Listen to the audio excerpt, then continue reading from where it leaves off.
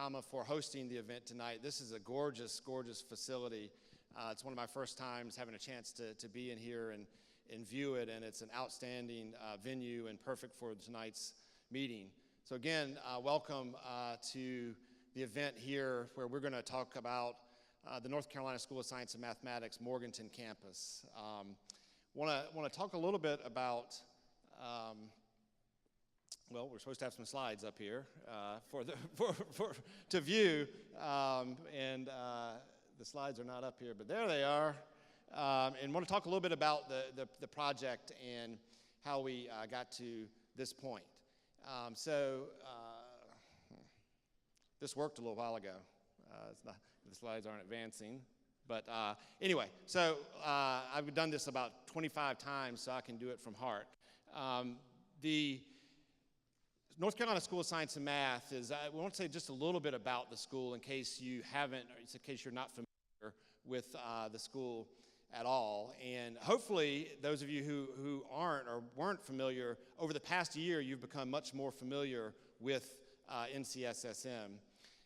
Our school is the school that was founded in 1980, the first of its kind in the world, which is a school where North Carolina was looking for an opportunity to grow talent within the state, keep them here in North Carolina, and help to advance the economy of North Carolina as it was moving forward. So we were the very first school of our kind in the world in 1980 when the state of North Carolina established us.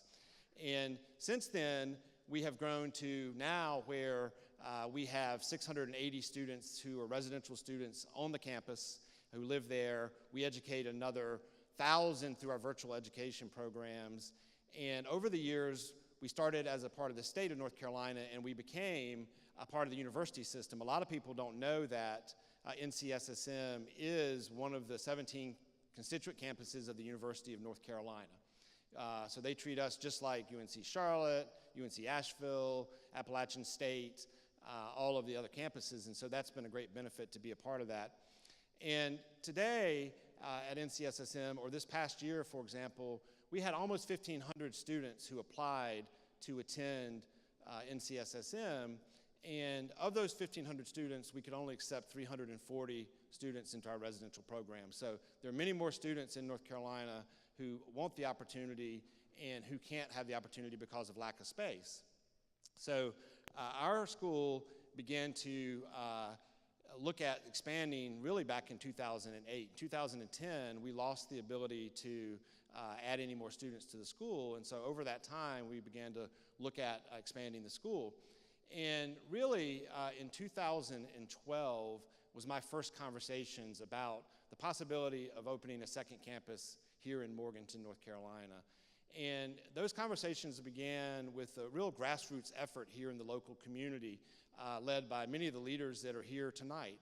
The Collett family was one of those folks, the city and governmental leaders in the county and the city of Morganton in the Unifor region. So those conversations really started back in 2012, and then in 2013, the General Assembly asked us, along with the Department of Public Instruction and the UNC system, to conduct a feasibility study to look at the possibility of expanding to a second campus here in Morganton, North Carolina. We did that and presented it to the General Assembly, and then through continued efforts in the community and in the region to help promote this, in 2015, the General Assembly put forward a $2 billion bond issue to improve the facilities in the state of North Carolina, and part of that was $58 million to open a second campus of Cssm here in Burke County in Morganton. And so that is the sort of the long path to where we are today with the facility, and a lot has happened since the bond passed in March of 2016. And what we did was, the first thing we did was to hire an architect for the project. We brought the architect team on, then we brought the Friday Institute out of NC State on to help us plan the educational program. And then we hired our project director, Kevin Baxter, who lives here in Morganton since January of this past year. And since that time, we have begun the planning process in earnest. Again, the conversation started long before January for this project, but since then, we established a core planning team which consists of 23 members of that planning team. And those folks include NCSSM alumni, faculty, and staff. And it also included 5 leaders from this region. And those folks are here this evening. And after I mention their names, I'd love the whole core planning team, who I think almost all are here, to raise their hands to be recognized for their efforts. Because over the past 8 or 9 months, these folks have met many times and looked at a whole lot of information. We've had thousands of people that have provided information through surveys, through focus groups, through design charrettes. We've done visits to schools in Virginia and South Carolina to look at this. And all this has come together in the plan that you're going to see here today, which is the educational program vision for the campus, as well as the master plan for the facility design.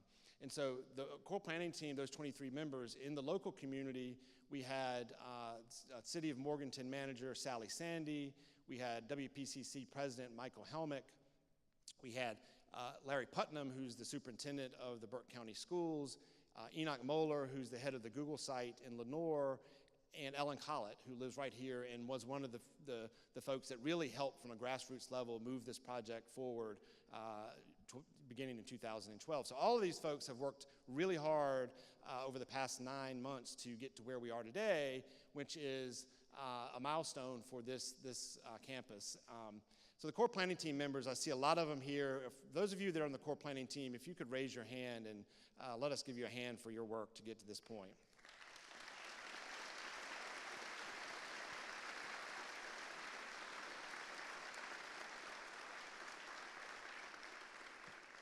And I also want to say that beginning in 2012, I've been involved in a lot of projects in my 25 years in public education.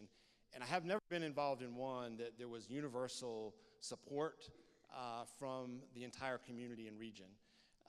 From that earliest conversations, the business community, local governmental agencies, all of the various community leaders, K-12, higher education, have all been, from the very beginning, they came and they said, what can we do to be helpful for this project, and have been on board ever since we started. And so I just want to say, from me personally and all of the folks at NCSSM, to say a big thank you to all of the leaders and members of the community here in Morganton, as well as the Unifor region, for your support to getting us here today. So thank you all for all you've done. So let's give yourselves a hand.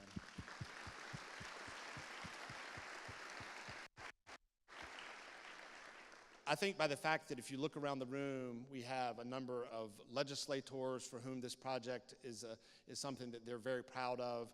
They're here this afternoon and evening. We have a number of the city leaders who are here, the county leaders who are here, and leaders from all over the region. And I think by their presence and all of your presence, it speaks volumes to the importance of this project.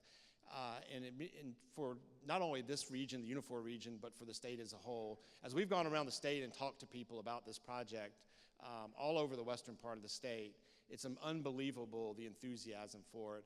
And I think there's just, as I've gotten the sense of, in this part of the state, there's a real feeling of, as I like to think about it, as it's a pot on the stove that's boiling. Or moving towards boiling. There's a lot of excitement, and we're just so happy as a part at NCSSM to be a part of the excitement that's going on right here. We think that we can bring something to the region, and we know that we're going to get a lot from this. I think you'll see as the plan unfolds, we've tried to shape what we're doing with NCSSM Morganton to reflect the resources that are here in this community and take advantages of the great opportunities here to create a unique program that builds on what we've learned at NCSSM over 38 years. So I think you'll be very proud to see what's transforming here, or what's being built here in Morganton. I want to, we're really fortunate to be able to start the presentation, and Kevin Baxter will come on to walk through the plan in just a minute. But we wanted to start with about a 7-minute video that one of our alumni, class of 2011, put together. When he heard about this project, he and Kevin talked, and they looked at an opportunity to sort of chronicle this project from beginning to end. And this first video really captures the project up to this point. So Caleb Olawabi is the alumnus who you'll meet after the video, but his production team has done a fantastic job of capturing the project to this point. I think it's a great way to look back at what started about 8 months ago and brought us to this point. And then Kevin's going to come on in just a minute and let you see some of the specifics about the plan at this point. So this time, we'll roll the video. And again, I just want to say thank you for being here tonight, but more importantly, thank you for all your support over the past 9 months that allow us to be where we are today. We could not have done it without you, and we look forward to your continued involvement and support as we move forward over the next 4 years to 2021 when we'll open the campus. So again, thank you so much. Founded in 1980, the North Carolina School of Science and Mathematics is building its second campus, due to open in Morganton in 2021. Let's follow project manager Kevin Baxter and his team as they survey the site, engage the community, and dream about new possibilities for this innovative model of STEM education.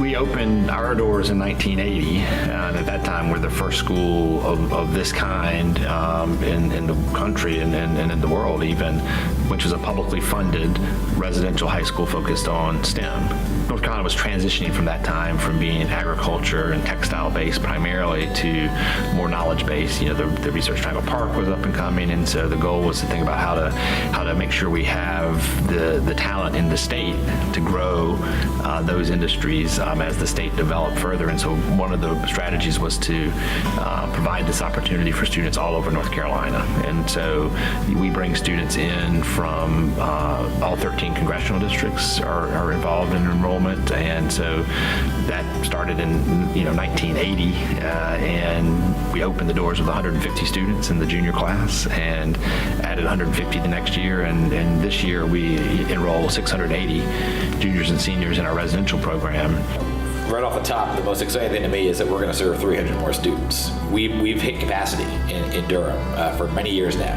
For about 7 years, we've not been able to go beyond the capacity the ceiling we reached with our student body. And so 300 more students a year beginning in 2021 are going to have a residential experience. We spoke with Vice Chancellor for Student Life, Terry Lynch, about the unique opportunities that come with building a new campus.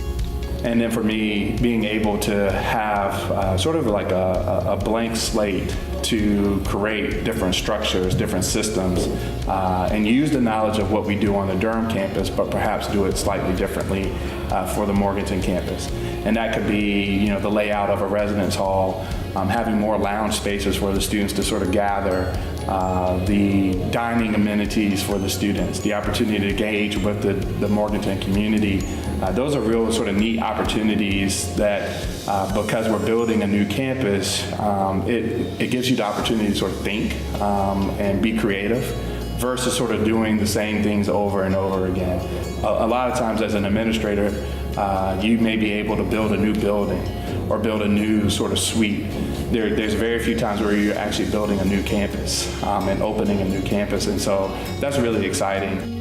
But we also see a tremendous opportunity to really build out an entirely new type of applied learning experience, which could become a pilot that maybe finds its way back to Durham as well, where students get into the real world, into advanced manufacturing settings and renewable energy development settings and sustainable agriculture settings and all these different types of experiences where they can work alongside professionals in the field.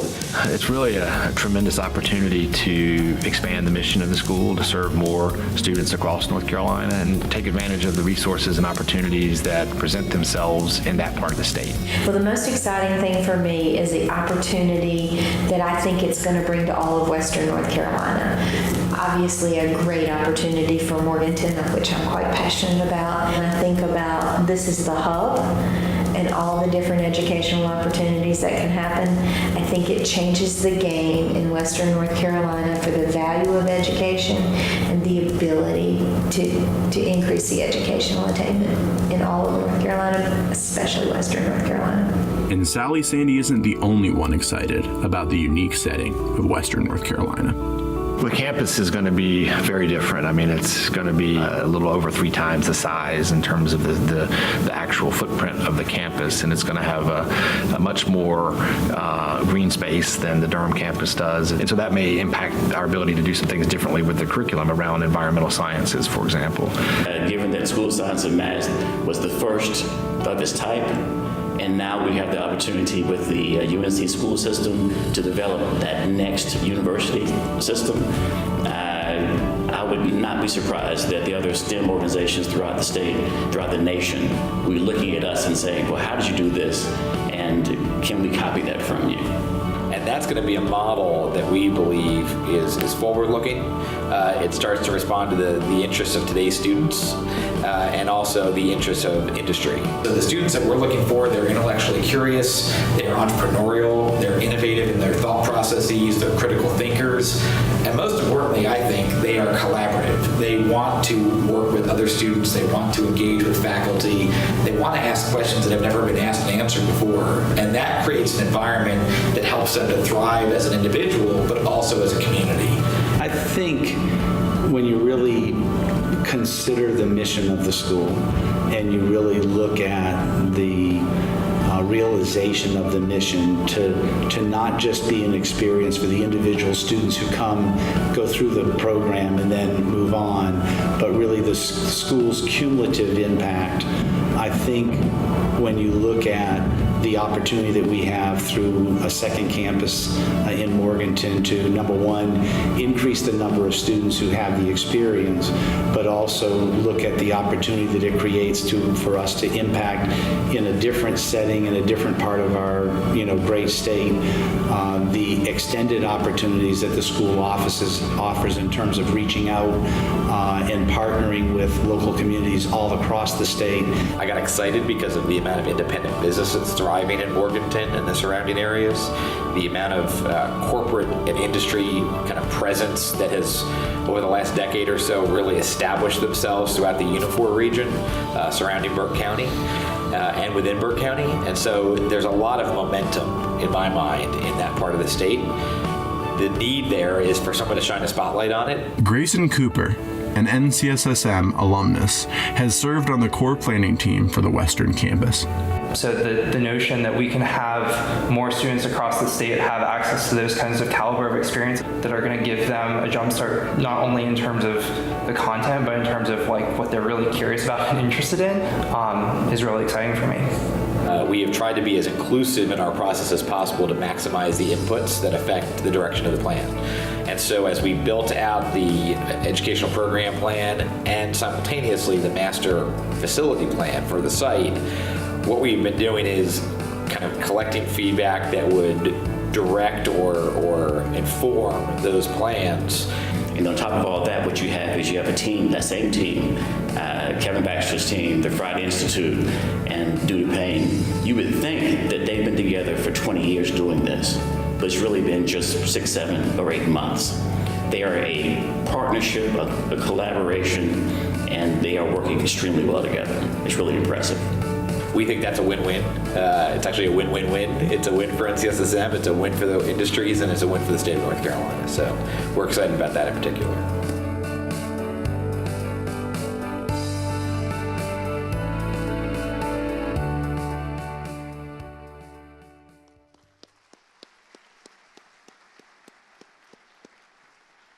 So at this time, I'd like to invite Caleb Owolabi up to the stage just for a minute to get some recognition and also to tell us a little bit about what inspired him to do the video, because he reached out to us and volunteered to do this. And Caleb owns a fashion house in Asheville. And so, Caleb, what inspired you to do this work?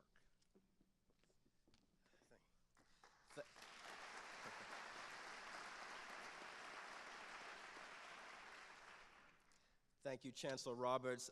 First, let me say, you guys all look great, and that's coming from a fashion designer, so you should give yourselves a round of applause. I mean, honestly, absolutely. It's a really great question. I think, I'm an alumni of NCSSM, the youngest of 3 brothers that went there, and it was actually at my 6th year reunion that I went and I was speaking with some of the original class of '86 and some of the other years. And, you know, it dawned upon me that, you know, all these men and women were giving in their certain ways. What are ways in which I could begin to give, you know, in my small way, in my start of my career? And so, you know, this idea came to me kind of like an epiphany, I guess you would say. And it was just such a great idea, and I saw it, and I saw the idea that NCSSM and the STEMs were coming closer to the West, you know, where I grew up, and we were just branching out into all of North Carolina. And so to me, it just seemed like the perfect fit, the best idea. So I gathered up one of the best production houses in all of Asheville, Telescope Productions. Some of you have probably interviewed with Elijah, but what we did is we created, you know, a segue into what we hope to be an ongoing web series. And so, you know, highlighting the STEMs, highlighting the sustainability that all of North Carolina shares. And so, you know, I am privileged to be a part of this and to be a part of a great legacy at North Carolina School of Science and Math, and now to say it's closer home. So I hope to be speaking with a lot of you as well and meeting you, and I'm just thrilled. So thank you.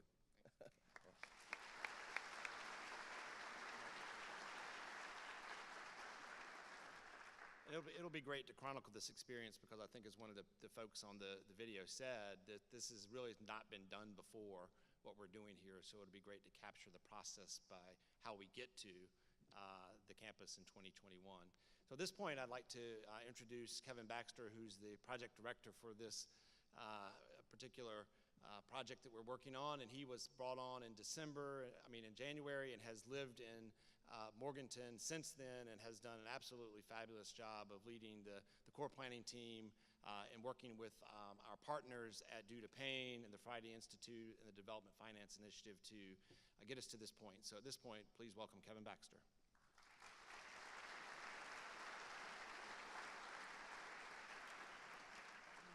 How's everybody doing? Wonderful. Well, they told me when I started in January, there's something about accepting the greater challenge, which is a bit of a tagline at NCSSM. And anytime you use AV, good grief, you accept the greater challenge. So for those that are interested, we had a Wi-Fi blip, and it dropped our whole presentation. And then we had to recover. And, you know, we'll see how it goes. It's almost like being on a reality show to see if your presentation drops. And then what happens next? You know, we'll see. So we are going to hope to show you some slides as we go through this. But if they do cut out, I'm just going to start making some things up and calling people in the audience up to the stage, and we'll just talk about their vacations or interests and so on. So we'll see how this all works out. But again, thank you all for being here today and for your interest in the project. You know, see, this isn't even working. I don't know why I'm using this. So I can tell you that this has been an incredible experience for me personally, and it's been made all the more so by the reception in Morganton, throughout Burke County, within the Unifor region, and really across Western North Carolina. We have had an exceptional amount of interest in this project since at least January, if not going back years and years. That really originated with a few key champions. I cannot possibly call on everyone in this room who wrote a letter or called a legislator or made a contribution or did anything that you possibly could to help impact the selection of Morganton for the new campus. What I can do, because I have a mic up here, is acknowledge that we have an incredible pair of legislators who represent us here in Burke County, with Senator Daniel and Representative Blackwell, and I believe both are in the room, and I just want to extend our appreciation to them for their tireless efforts to beat the drum for this incredible campaign to bring NCSSM to Burke County and to the Unifor region, and I think we all thank you very, very much for that work.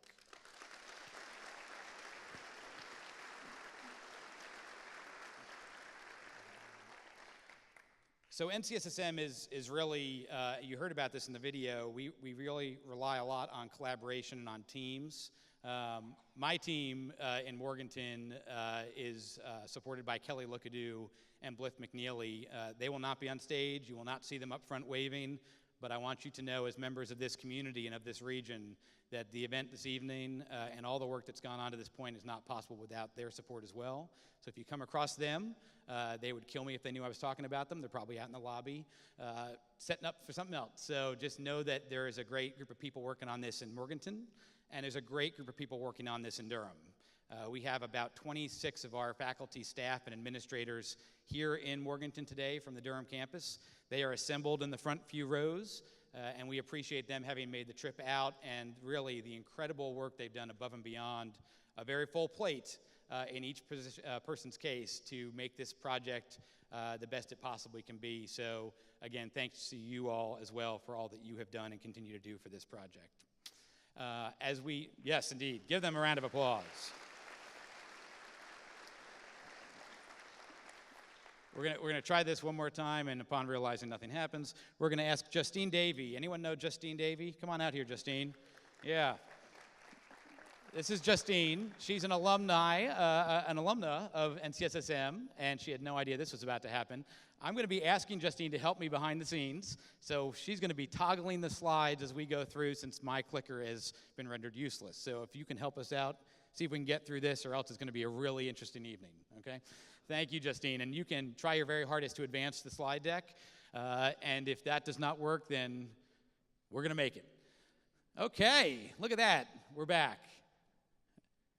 We're going to talk about the color orange. You know, this is, there we go. Okay.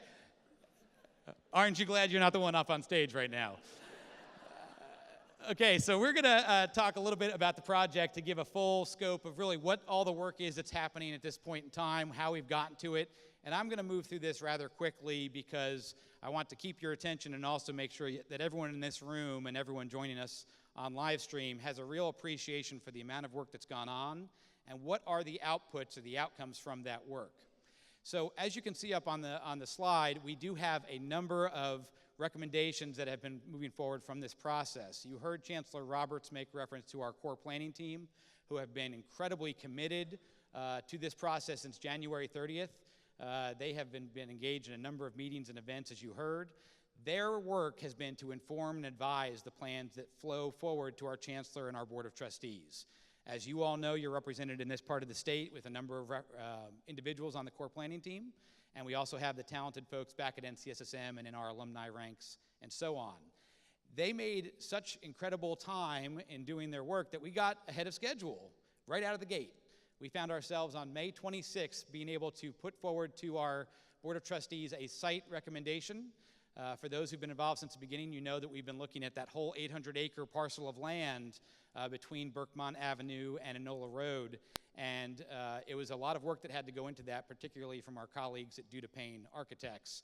The outcome of that process was really, spoiler alert, to look at the School for the Deaf's Eastern Ridge. That emerged without question as the top selection for our team and for our campus. And it was not because of the fact that it was just an educational partner at the School for the Deaf.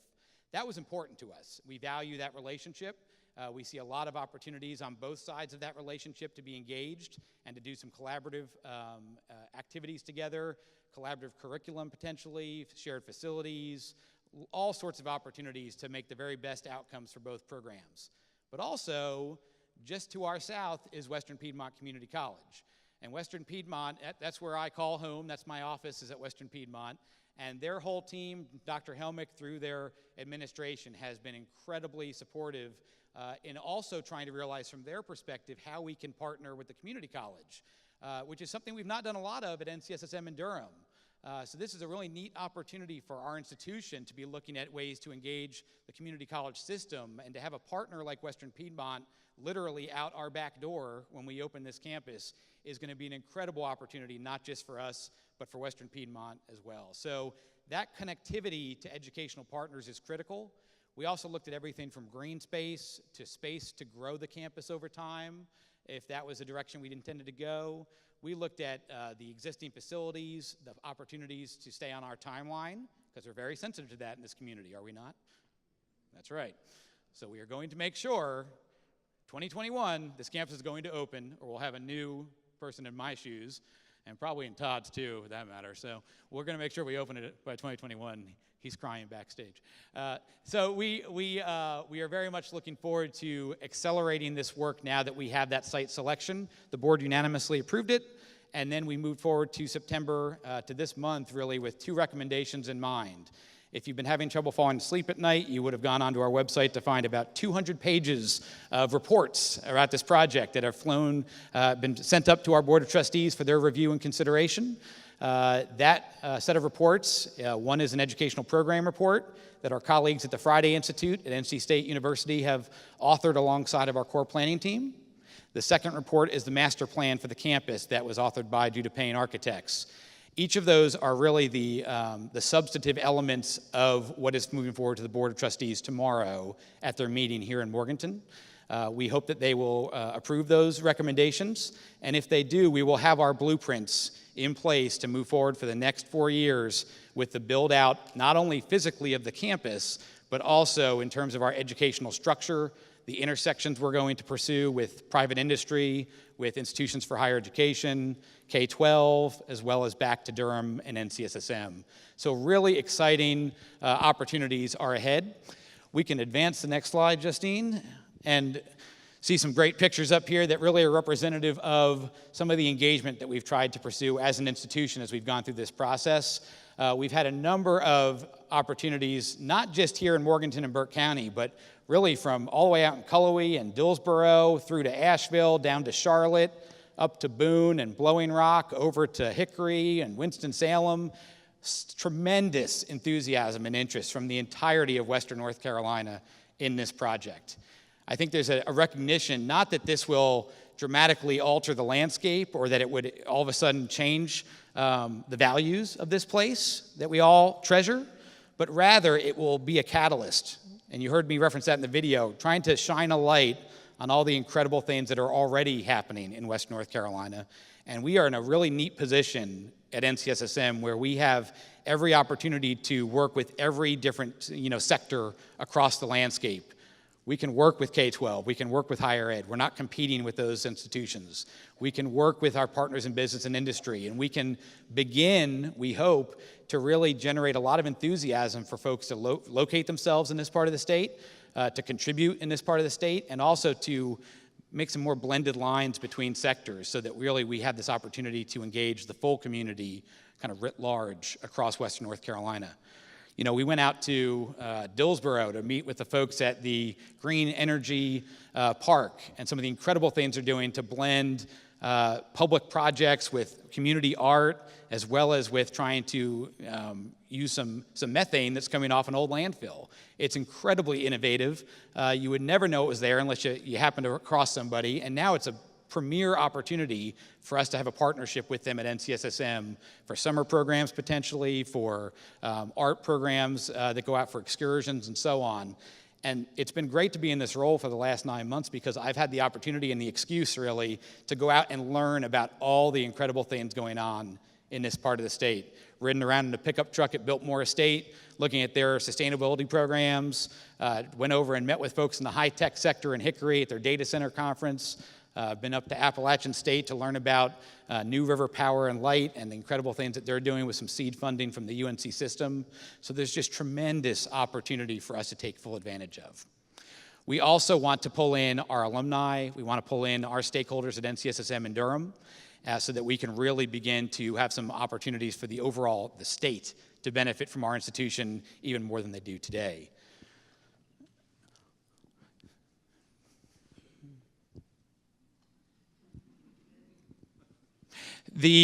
I'm gonna point out to you, for better or worse, there's a question link at the top. It's online, so who knows where those questions will end up tonight. But our intention is that you visit that link as we go through the presentation if you have any questions that you'd like to see answered. And when we find that page in a few years, we will answer those questions as quickly as we can, and we'll make sure that you are heard eventually, if not in the moment. As we get into the substance of the program, we're going to start first with the educational program plan. And while I'm up here on stage, I want it to be maybe very clear that I had a very small role, if any, in the educational program plan or the master plan. I've been in a facilitating role, and the work has really gone on at the Friday Institute, at Due to Pain, and with our core planning team in particular. So as we go through this, just recognize that you have a number of folks here in the room who are resources that you can engage this evening if you're so inclined to ask them follow-up questions as well. The educational program vision was a big question when it started. It was, how expansive is this question? We've got 9 months to work with, which is not a lot of time. And we've got some really serious questions to pose, because there's not many institutions across the country where they say we want to build a second campus which is seen as an equal to the first.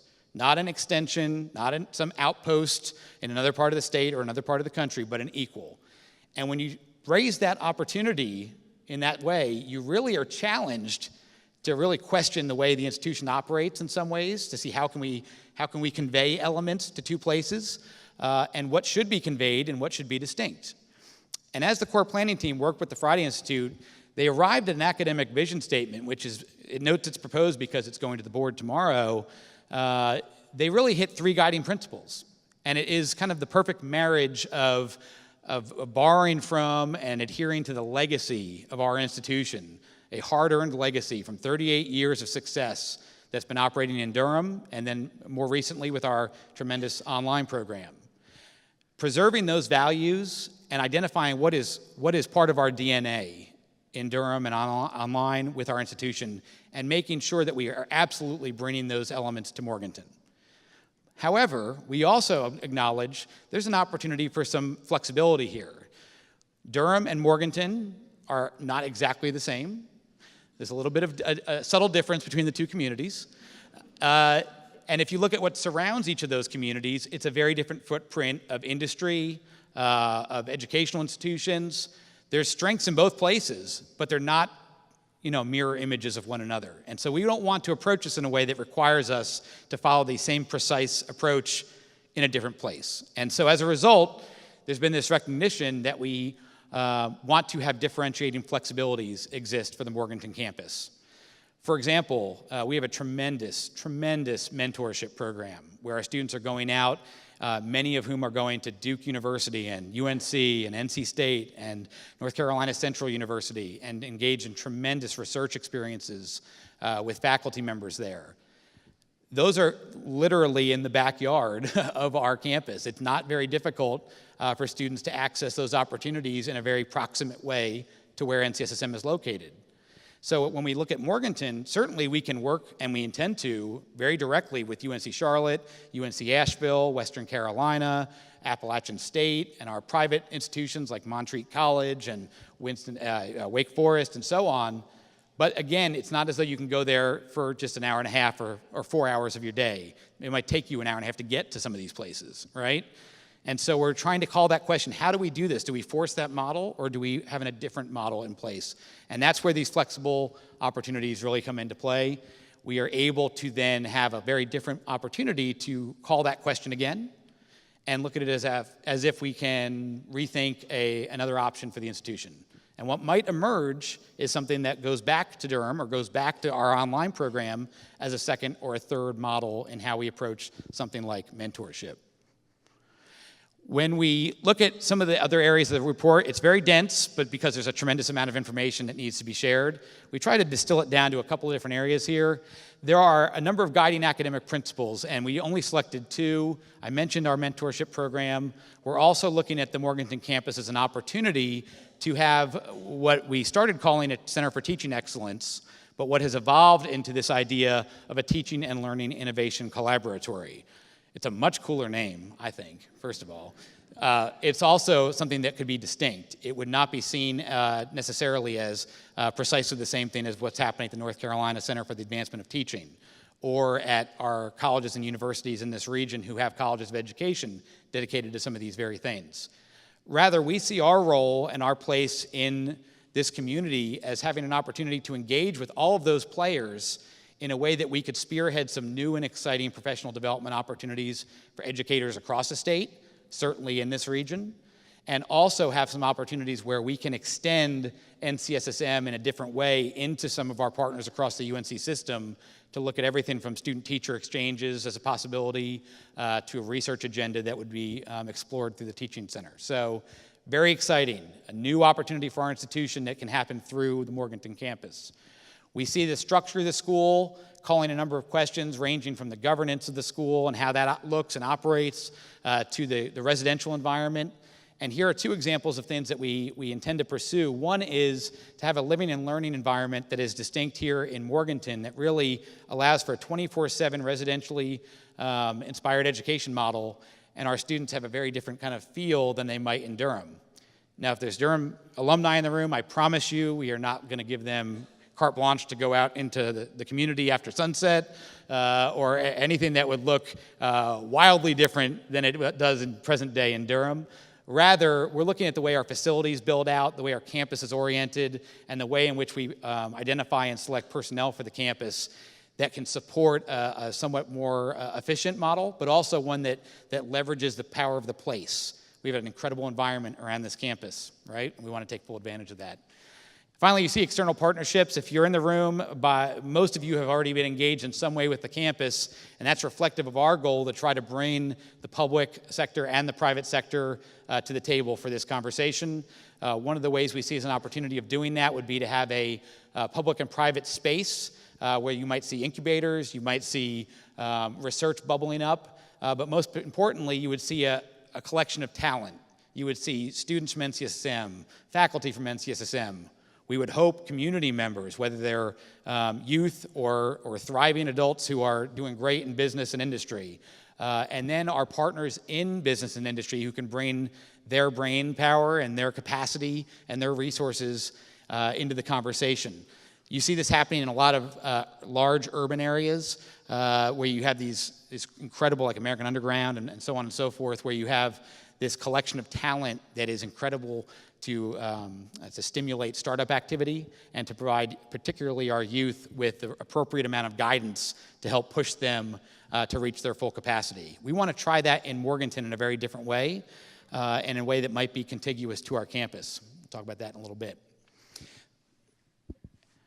You can see that we have a number of defining features. I'm not going to read them all because most have probably heard these before. The two or three I'll call out. We are calling this NCSM Morganton to make sure that people are clear which campus we're talking about as we get through the planning process over the next 4 years. We will serve 150 high school juniors in our first class in fall 2021. That class will be followed the next year by a second class of 150 students who would join that junior class, and so you'd have 300 in the full complement, 150 juniors, 150 seniors. Everyone gets a little stuck on, will it be 300 that first year? The answer is no. It will be 150 in fall 2021, full build out the following fall 2022. And then finally, we will also have a number of opportunities on this campus to realize some efficiencies within our institution and across our partnerships in the region. Within our institution, you'll see things like a standardized academic calendar, standardized admissions requirements, and standardized kind of course offerings that serve as really our core curriculum. We'll build out around that in some exciting ways, but you will still find science, mathematics, humanities, engineering, computer science very much at play and in effect in Morganton, just as it is in Durham. The two campuses are not too far apart. It takes about 2.5 hours. I've done it once or twice. It's an easy ride. It's a beautiful ride. It's more beautiful if you're coming west than going east, in my opinion. But it's still splendid. And what you can see is that it's not such a tremendous difference that it can't be overcome. Think about today in Durham, how we have students who are coming into that program from Murphy and coming into it from Ocracoke, from all over the state. And that's a tremendous distance for some, and it's very close for others. It will be precisely the same in Morganton. We very much are adhering to the institutional value, which is to promote that diversity across our state. We want students from Ocracoke in Morganton. We want students in Murphy in Morganton. We want students from Morganton in Morganton. We want to make sure we have the same type of diversity where we can look at all 100 counties and say there's a place for you at NCSSM. This is just going to be that many more seats that we can offer for our residential program, and we're excited to be able to distribute it across both campuses. This is probably somewhat difficult to read, especially if you're in the back, but I'll explain real quick. This is some guiding information that was employed by our team at Durham as they approached the master plan, as they really thought through what does the program look like on this Morganton campus. What is it we're looking to accommodate in terms of the curriculum that's emerging, in terms of the extracurricular activities for students, the residential environment, and the student community that we want to promote. And so they did an inventory, really, of all these different areas and made sure that as they worked through our campus master plan, these items all had a home in that master plan, and they do, I can assure you. And so know that it's not at such a high level at the master planning point that we haven't given thought to the specifics of our experience. We just can't tell you exactly which room on which floor of which building the physics lab is going to be yet. That's work to come in the months ahead. This is a map that I think the spirit of it is important to note, and the spirit is that we are a member of a community. We're a member of a number of communities. This pentagon-shaped area, if it's not familiar to you, is the 800 acres that I mentioned earlier with I-40 on the southern point that runs along the horizontal area there, and then Enola Road on the right side and Berkmont Avenue on the left. This is a collection of public agencies that are on this land with a tremendous amount of existing resources to work from, whether it's the School for the Deaf, Western Piedmont Community College, the County Agricultural Extension, the Broughton Hospital. We have a lot of opportunities to build some partnerships. But there's a lot of undeveloped land on this site as well. And the Reimagining Broughton project that the Department of Commerce is engaged in is something that we are excited about, that we are supportive of. And we are at the table just alongside our partners on the site in discussing opportunities with that project. This map calls attention with orange flags or squares to already known resources in our educational district, so to speak, on the western side of the property, where we see already facilities that are in place at the School for the Deaf in Western Piedmont that could be ripe for partnership, just as they see on our campus plan as being built out, new facilities that will be created that may be ripe for partnership for their students and faculty and staff. And so we have been working very hard as a collaborative group to try to make sure that we're aware of these, in particular because the last thing we want to do on our new campus for 300 students is build an auditorium with precious resources that we need to use very wisely. If there's an auditorium sitting 100 yards away at the School for the Deaf, there's an auditorium sitting 300 yards away at Western Piedmont Community College, and oh, by the way, there's an auditorium that we could all walk to from the campus right here. And so we're trying to be very thoughtful about understanding what exists in close proximity and not duplicating our efforts where that can be avoided. So this is an aerial site overview of the School for the Deaf. The School for the Deaf, again, I've said this a few times, but their partnership is very important to us. We have not just spoken with their director. We've spoken a lot with their director, Audrey Garvin, who I'm sure is in the room somewhere, and we appreciate her support very much, but also each of their different affinity groups, whether it is their foundation board, or whether it is their historical museum, or their alumni association, or their administrators, whatever it may be, because each has a slightly different perspective on not just the school, but also the opportunities that our arrival to Morganton has for the School for the Deaf as well. And so we've been working alongside them to understand what is the history on this site, what are some of the treasured elements of this site on the grounds that we need to be respectful of and make sure we are attentive to in our planning process.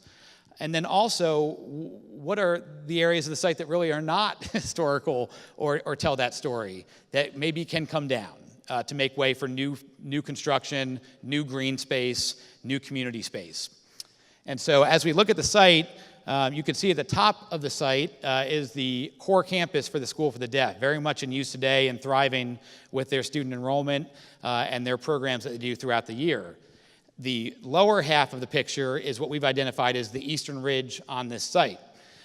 This is as it sits today, and so you can see a number of buildings represented on that site, not all of which are necessarily within our plan. In particular, we're looking at 3 buildings as really opportune for adaptive reuse. So it is very much our intention to reuse and breathe new life into the historic cattle barn, which you see on the furthest to the left on this slide, as well as Joyner Hall, which is the one in the center with the green boundary, and Goodwin Hall, which is to the right of it. These are historically significant structures. The architecture is spectacular for these buildings, and they tell a story. And we want to protect that story and invest in that story, and we will. And so we are going to put elements of our program into these 3 facilities. Now you'll note I did not speak about the others. There's no green boundaries around the other ones. The other buildings that you see represented, we do intend to bring down. And the reason for that is to make way for new buildings and or green space that would be available to our students and faculty, and also in different cases available to our partners on the educational district and throughout the community.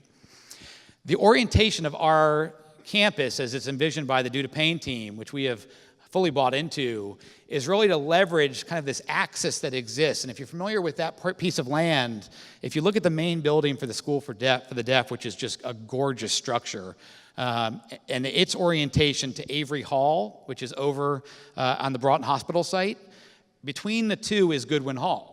And so Goodwin Hall is the building that has the arrows to the north, or I guess that'd be the west and the east of it on the map. And that really seems to us to be a point where we can really connect with our neighbors architecturally and in terms of our campus orientation, but really a point to then build out from in each direction. And so we see a centerpiece of our site as Goodwin Hall, and that would be, in our minds, where our main administration would be located for the school on this campus, and it would have buildings in every direction from that. And so when we start to actually drop those onto the map, first of all, you'll notice a lot more green space because we've removed the buildings that we would intend to clear, and you'll see 2 facilities which really are part of the central neighborhood that are flanking both sides of Goodwin Hall. We see that as the major elements of our kind of student community, student commons in the center of our campus. And so one of those buildings is intended to be truly a student commons facility that would integrate dining, as well as the library and media center, as well as student study space and activity space and meeting space, and bring all of that together under one roof in a very kind of open concept. And on the other side, the second building we see as a wellness facility, where we could try something new for us at NCSSM, which is to bring our wellness programs and professionals together in one space. So our counseling department and those professionals, together with our athletics professionals as well, our studio space for everything from, I just mentioned yoga, or my wife would kill me, from yoga to whatever else people do for exercise. I don't know myself, but I hear it's a wonderful thing. And then we would also be looking to include a small multi-purpose gym for recreational use, not for athletic competitions. And so really having these 2 facilities flanking the main Goodwin Hall would provide that really major neighborhood in the center. And then as you build out from there, all of a sudden you see some new buildings. And what you see pictured on the map right now represents the extent of our phase 1 concept. So when we open in fall 2021, we really hope we can open with the campus looking as it does on this map. What you would see as you go down the spine of the campus, I'll get to in a moment. But I want to point out that there's probably a few savvy people in the room who are thinking, Kevin, that's not the center of the campus, that's the end point of the campus. What are you talking about? I know that. Goodwin Hall is in the center in a different scheme. In this scheme, it really is on one end point of our construction that goes from Goodwin all the way down to the barn. But as you look at the full master plan and how it could be realized if we expanded to serve, say, 600 students over some amount of time after we opened, all of a sudden you see Goodwin in that central element space, that central neighborhood. And it would be able to serve residential and academic spaces on both sides of the campus in either direction. So we're really thinking long-term here and trying to be very strategic with how we are able to build out the program.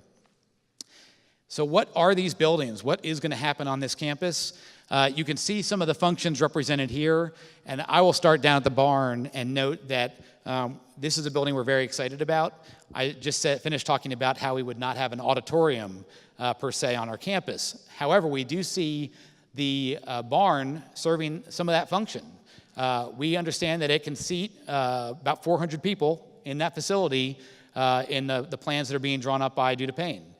We're thinking about a mezzanine in there, a prep kitchen on the bottom floor, some storage space so that you really could modify that space on an as-needed basis for everything from lectures to academic competitions to student events to community events. And so we really see a neat opportunity to leverage that space in a way that can serve a number of different uses for our students and faculty and staff, but also have an opportunity to serve this region as well for different activities. As you go up from the barn, you see some dorms that are located. There are 2 dorms that have a connected element in the center. One would be envisioned as serving about 150 students. Probably all the males would be in one and all the females in the other. And so about 150 beds in each building.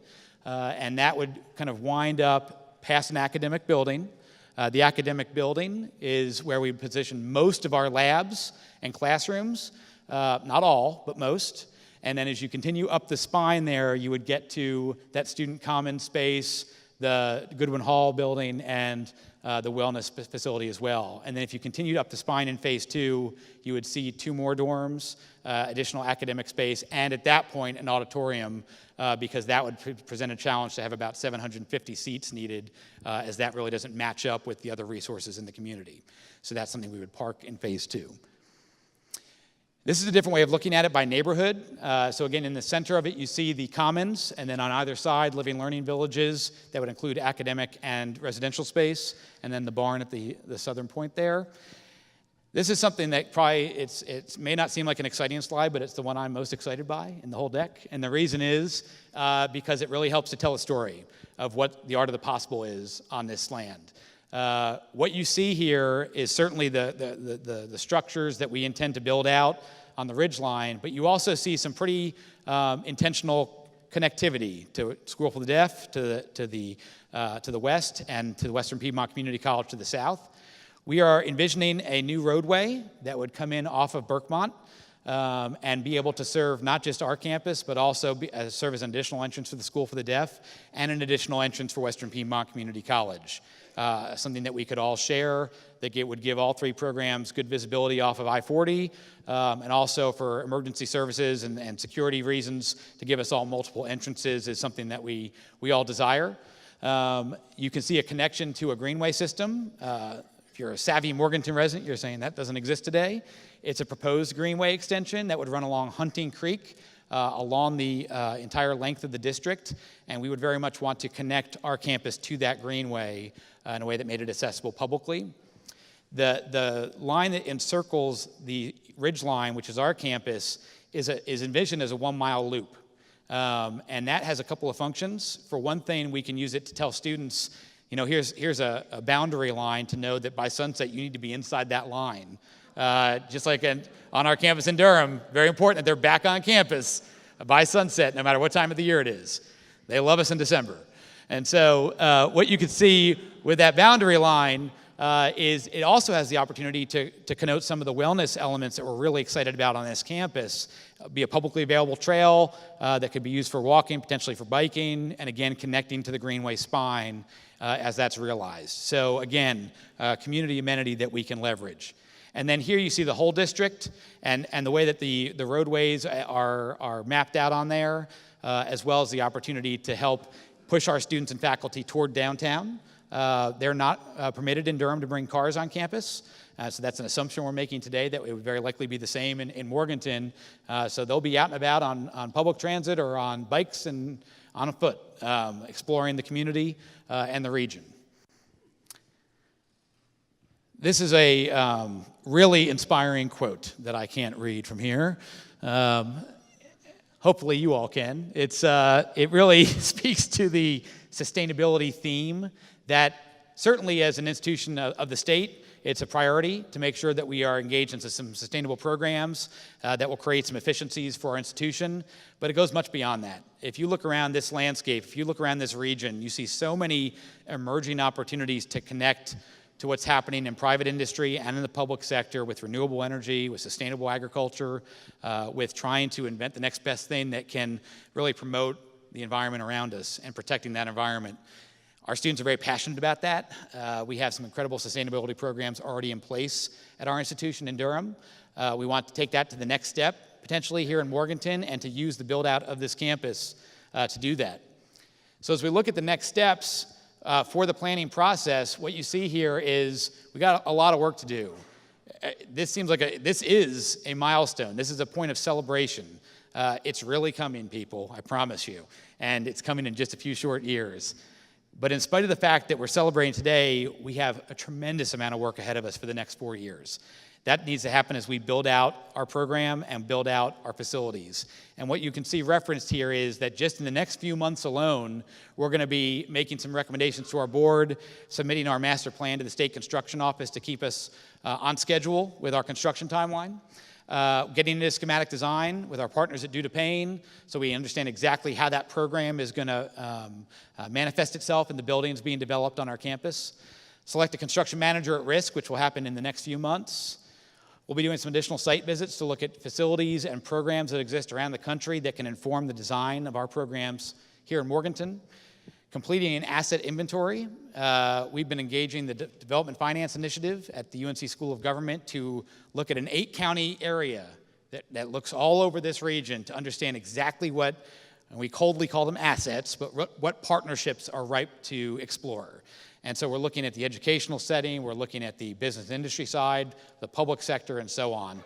And it's really an incredible canvassing that's already yielded more than 10,000 items or enterprises that we can establish some relationships with potentially. And then we're going to begin, most importantly, to operationalize elements of the plan that have been developed and that we voted on tomorrow to build out our curriculum, to build out our student experience, and to do so in a way that is congruent with, but still allows for some distinction from our Durham campus. So, with that, we have why don't we do this? I think it would be good to pivot to a microphone down here. I'm going to ask Sophie Williams, who picked the wrong seat, if she can come right over here and grab this microphone. And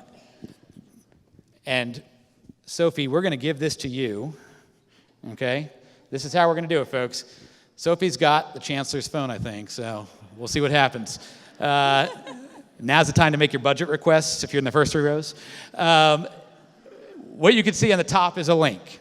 And what I'm seeing on there is there's already questions, so it's working. So if I have a question and you would like to drop it in there, Sophie will read the question on the microphone so everybody can hear it. And then from there, we will bring up the experts to answer it. As we prepare to do this, I want to invite 2 specific experts up to the stage, and that is Darren Lathan from Durham and Tripp Stallings from the Friday Institute. These guys have worked tirelessly for 9 months on all the work that's gone into this project. They are much better equipped than I to respond to some of your questions, and they will also, along with me, engage as needed other members of the team or from their consultant teams as well. So you guys can walk through that door. If you end up at Bottle Shop, you've gone the wrong way. So just go up the stairs. There you go. And we're going to ask Sophie if she will start us off here. Is that microphone operational? All right. Can you hear me? First question from Isaac Crouch. Are there any plans to provide public transportation to and from downtown in order to connect the 2 areas? Isaac. Well done, Isaac. Citizen Earth Media. Everybody listen to them? Where's Isaac at? How you doing, Isaac? Very appreciative of their support. I'll answer this one, and that is to say we are intending to pursue that. We actually were involved with a grant request that went forward from the Western Piedmont Council of Governments that involved the city, the county, Western Piedmont Community College, a number of other stakeholders to look at an establishment of a pilot bus route that would actually run right alongside this campus and go all across the region. And we're still working on funding for that, but we are supportive of that project. We're hoping within 4 years that is able to gain traction and emerge as a real opportunity. Beyond that, we do maintain our own vehicles at NCSSM, so we can take teams to their events or to their academic competitions and so on and so forth. So there's multiple ways we can approach that, but I would say to all the members of the community who are here, as you're looking at public transportation options to serve the communities across the Unifor region, please keep us up to date in ways we can be supportive of those innovative requests so that we can be a player at the table and help lend any support we can to those ideas. So yes, very much so we are pursuing that. Next question. Are there going to be opportunities relating to online students at this campus? The focus of the curriculum is different, so will that mean more classes are being offered? Yeah, I'm just going to say yes to that question, and I'm actually going to ask Tripp if he can just provide a little bit of a snapshot around how this conversation is bubbled up in our core planning team and where there are some emerging areas that we see some opportunity to engage our distance education division and our online program on the Morganton campus. Thanks, Kevin. Now, as Kevin has said earlier, a lot of this is early stages, so we can say possibilities but not certainties. The way the conversation has evolved is to think about ways in which students can be connected across campuses between Durham and Morganton, both synchronously and asynchronously, but also how can we expand the very large footprint of the existing distance learning program that already is part of the School of Science and Maths offerings. And in addition to that, something that Darren brought up when we were talking about the design of the building, this is more of an aesthetic thing, but it was kind of a cool idea. As technology expands and extends, we're thinking about ways to visually link the campuses also, so that perhaps we'd even have spaces where students of the Durham campus and students of the Morganton campus would be able to see each other in action across their link-ups. There's a number of different opportunities and a number of different possibilities here. And one of the things that's most important to keep in mind is how the campus expansion here allows for an expansion of that distance learning process. I think there's more potential here than we've even realized yet, but there are quite a few ways that this group, especially I see a lot of the core planning team members here in front of me who have thought through how to make the most of the opportunities for distance learning here. And that's not just for students, but also for teachers as well. Kevin mentioned earlier the idea that the core planning team had to develop a Collaboratory for teaching and learning. And that's going to require not just a physical space, but also a digital presence as well. So a lot of different opportunities. One of our folks at the Friday Institute who helped us think through some of the tech infrastructure noted, and we kind of laughed at first, but it's serious. He said we need to be thinking about planning this space to accommodate internet connectivity or network connectivity for up to 7 devices per person on the campus. And we laughed a little bit, but when you sit and think about all the things in your life right now that are connected, I'm a technology Luddite a little bit. I came up with 4 or 5 just for me. And his point was that we're going to be rapidly expanding all the different ways in which we connect. So the campus itself, as a living space, is going to have a number of different ways to connect, not just through classrooms and online learning, but also through more social aspects of that as well. So that's kind of an overview of all the different ways that we've thought about not just online learning taking place, but also the connectivity across campuses and across the state. Thanks, Trip. What can you share about how teachers will be brought on? Where will they be coming from? We have built out a projected personnel plan for the new campus where we would see, and this is inclusive of both the faculty and the staff, but we would see a need to bring on about 100 new positions by the time we open the campus. And those are, across the gamut for all functions that need to be served by the institution. When we look at the faculty positions, we would see our first step as being to identify some leaders to build out the curriculum on site here in Morganton. And so one of our first asks for operating support will be to identify a few individuals that can come in to begin to build out some of the plan for how the curriculum manifests itself in Morganton.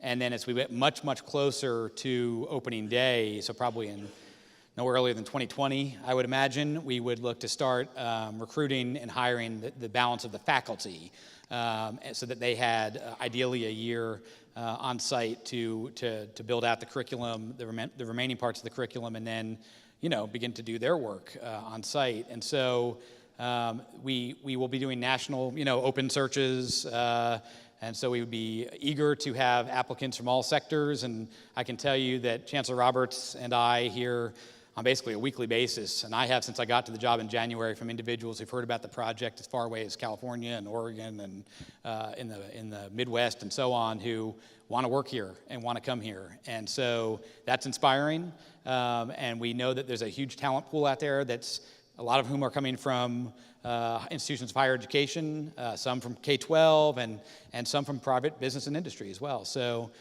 it will be an open process. We'll be working very hard to make sure that information is pushed out broadly when the time comes in the months ahead.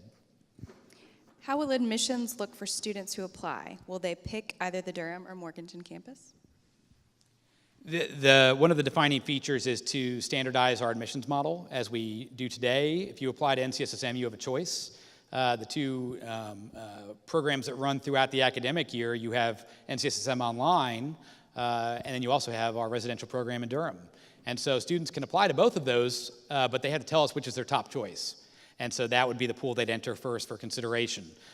We would be a third option here in Morganton. And so students, again, would apply to the institution. They would apply to NCSSM, and then at the point of application, make a decision about how many of the programs they wanted to compete for and which one would be their top choice. If they were going to go with all three, which would be top, which would be their second choice, and which would be their third choice. We will not consider students for either campus who don't want to be considered for that place. And so if a student applies and only wants to be considered for Durham, they would reside in that pool. We would never look at them for Morganton and vice versa. And so we would do that in a standardized way that follows current practice for the institution. This is from Kevin McCloy. He asks, the curriculum will obviously focus on STEM, but are there plans to have innovative humanities curricular opportunities as well? Is that from Elizabeth Moose? Who said that? Kevin McCloy. Kevin McCloy. Okay. She's misrepresenting herself. Elizabeth Moose is our Dean of Humanities who's in the room, and she's the greatest champion for humanities you will ever find or meet, and she's spectacular. We have an incredible humanities program that operates in Durham. As I understand it, it actually offers more courses than any other discipline. Maybe that, I don't know if that's right or not, but that's what we say, so, you know, good for you, Elizabeth. I could tell you that the intention is across the entire curriculum to leverage existing elements that are in Durham. So some things would follow us to Morganton, and other pieces would be built new.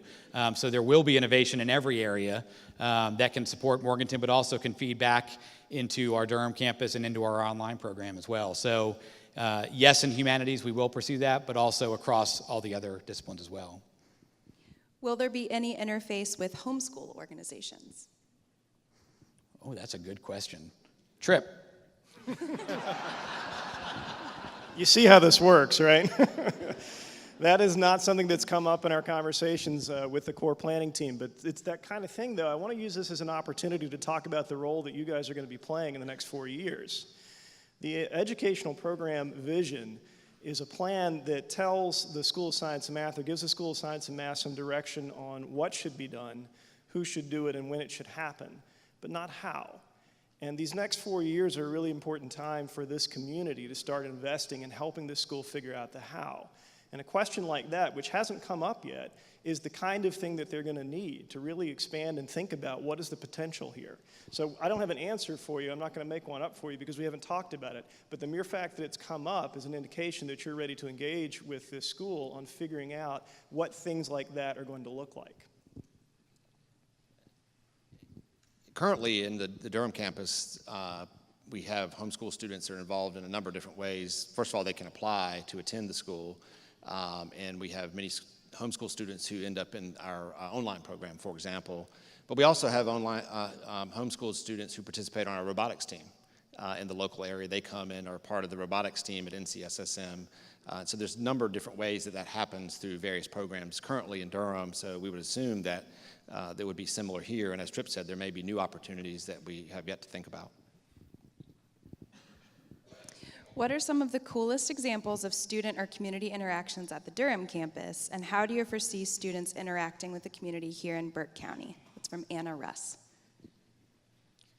I'm going to ask Chancellor Roberts if he can give a good example from the Durham campus of a really neat community interaction our students have.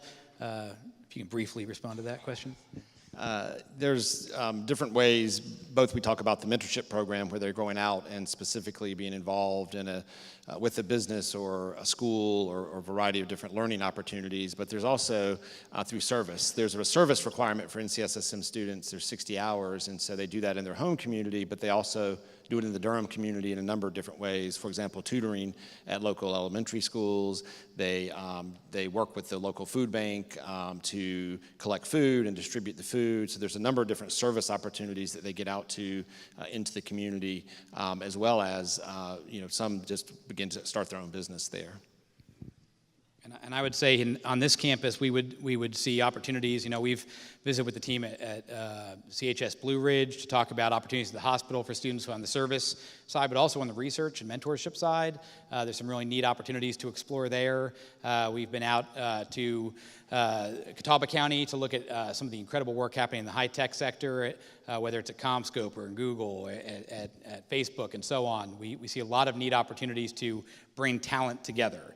And that's something we would see happening locally, whether it's through service, again, or mentorship, as Chancellor Roberts mentioned. Will the existing Durham campus be referred to as NCSSM Durham moving forward?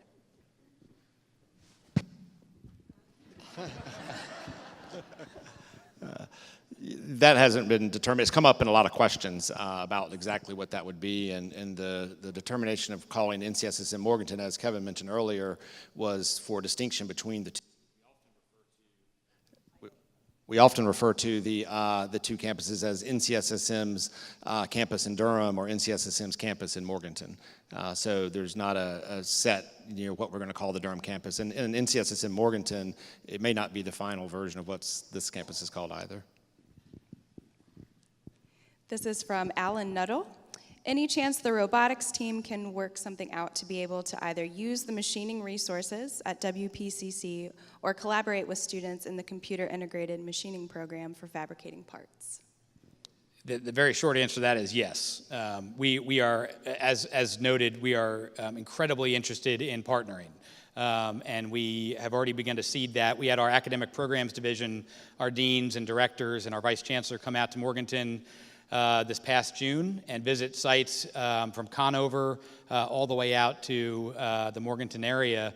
And on those stops, the whole point of that was to really begin to understand all the different partnerships that we could explore that could support the curriculum, to support our mentorship experiences, and also that potentially could begin to get some student placements now to get to work with our Durham campus or our online program to begin building relationships in the near term. So yes, we are working directly with Western Piedmont, with Burke County Public Schools, but also with our partners across the Unifor region and Western North Carolina to understand where there's an interest, and then we want to tap into that wherever we possibly can to promote those partnerships. Will there be competitive athletic programs for students on campus? There will be athletic programs. I hope we're competitive. I would say we get a lot of questions about which athletic programs. We have 21, I believe, athletic program team sports in Durham. They're very competitive in a number of sports, and we intend to do that in Morganton. But when you only have 150 students in your first class, and it's broken down nearly 50-50, male-female, the students are going to drive that. They're going to tell us which sports they want to pursue because we're not going to field 21 sports with 150 students. So as the campus grows over time and gets that second class, and then potentially if we're to grow down the road, we would explore kind of catering to student interests where we could field teams and where we would have opportunities to compete in this general region. But there will be an athletics program. We just can't get into the weeds yet on specific sports. And won't be able till we understand who our first class is going to be. What is one specific and significant difference you envision between Morganton and Durham? One specific? What is one specific or significant difference you envision between Morganton and Durham campuses? Well, the easy answer to that is the campus design.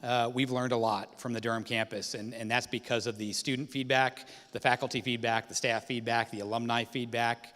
They have all offered very open feedback around what works exceptionally well with the way that space has been designed, and what are some of the limitations or challenges that have been observed over the last 38 years. And so we are putting that information to work through Duda Payne's team to make sure that we try to offer some new strategies and pioneer some new space approaches to space and to the campus overall that could potentially, again, affect Durham down the road as well if we learn some things on the Morganton campus that could be made portable to affect Durham as well. This is from Tracy Salinas. How might NCSSM Morganton integrate the rich cultural heritage and cultural assets of Western North Carolina into its curriculum and other opportunities? There are countless ways. First of all, we have the opportunity at NCSSM to develop a very innovative, kind of evolving curriculum across all of our areas. So we're not teaching from one lesson plan for 10 years. At NCSSM, that's just not going to happen. And so when opportunities emerge for partnership, for some new approaches, whether it's experiential learning opportunities or ways to affect the actual curriculum, we can explore those. There are tremendous opportunities just in the Unifor region alone, but then when you go out closer to Buncombe County or down to Mecklenburg County, you see so much to explore partnerships around. And it all comes back to partnerships. Where there is interest, we are going to be willing to sit down and talk through ways that our curriculum and our student experience can be affected in a positive way by building out those relationships. And so we're open to it. We don't have specific examples in mind because we have not yet been able to tell folks what our actual program is going to look like. And so as we get over the next year and a half, as we get more detail and continue these conversations, we'll more intentionally look at how we can affect the curriculum build out through those relationships and through some of the storytelling that can happen in Western North Carolina. Are you going to have a community garden and grow organic ingredients? After all, you're in the mountains and this is core to the culture. Community service can help with maintaining it, and it could be a biology classroom outdoors. So community gardens and several other types of outdoor activities are going to be planned both at the district level and on the campus level. I think you saw on some of the slides the partnerships with Western Piedmont, for instance. They've got a great sustainable agriculture program already in place. But also we're looking at ways to incorporate green roofs into the architecture or to build in the courtyard spaces between our buildings stormwater treatment gardens that can be a feature but also a learning opportunity. Maybe we will have vegetable gardens that are associated with the dining hall. So there's lots of potential for really great ways to engage the outdoor environments in the educational process. Will you use local contractors, suppliers, and manufacturers for the build?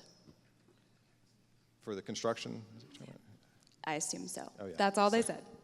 So, of course, the general contractor who is selected will have a lot to do with that, but obviously finding the resources in Western North Carolina is going to be critical in terms of meeting our schedule. And so that will be an active part of the process, is seeking out local opportunities.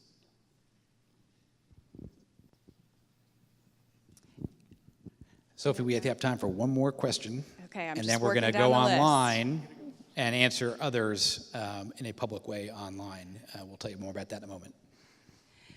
Is there a plan to have the two campuses compete in academic competitions or collaborate? The answer might very well be both. There could be opportunities where teams will compete in academic competitions because there's students that we have a science Olympiad team here, or they're competing in Siemens from both campuses. But there may also be opportunities for students to collaborate across the campuses and develop a team for an academic competition. They likely would compete because of the rules against each other in athletics. But academic competitions, they certainly could collaborate together, and likely they'll be competing against each other as well. Okay, so thank you, Sophie, for stepping in. Didn't she do great? There are more questions than we have time to answer, but what we're going to do is, with all of those questions, including the ones we've already answered, is write out a response to them and post it as a PDF to our NCSSM Morganton webpage next week, so that everyone who did take the time to ask a question will have that question answered. I would also offer that this is an ongoing conversation. As you know, there are blueprints that have been developed by way of these sets of recommendations, but they are not fixed. There's opportunities to respond to new and emerging areas where there's interest or there's energy. And so please do not hesitate to reach out to us, either through me in Morganton or through the team in Durham, with any ideas that you have that are ripe for exploring for our online program, for our residential programs in either campus, or for the institution overall. This has been a tremendous opportunity for us to reestablish and reinvigorate relationships across the state in this institution. It really is the state's high school. And what you have seen is from Cullowhee to Wilmington, people have come out to learn more, not just about what's happening in Morganton, but what's already happening through incredibly successful programs in Durham and through our online program. So please do not be strangers. Please reach out to us with any ideas that you have. Please continue to be attentive to what's happening with this project as it moves forward. And if you're in a position where you think you might have something you can contribute, we have a bucket we can pass. No, I'm just kidding. We don't have a bucket. Rather, if you have some talent or expertise that you think you could bring to bear on this work, please make that known. Please reach out so that we can connect you with opportunities as we build out the next leg of our volunteer infrastructure, as we figure out how to operationalize these incredible plans that have come from so much work by our consultants and also by our core planning team and others. So with that, again, thank you all so very much for investing your time tonight to learn more about the campus. Please reach out to us and let us know how we can be helpful to your efforts to keep Western North Carolina moving. And again, stay tuned. There's more to come. Thanks very much.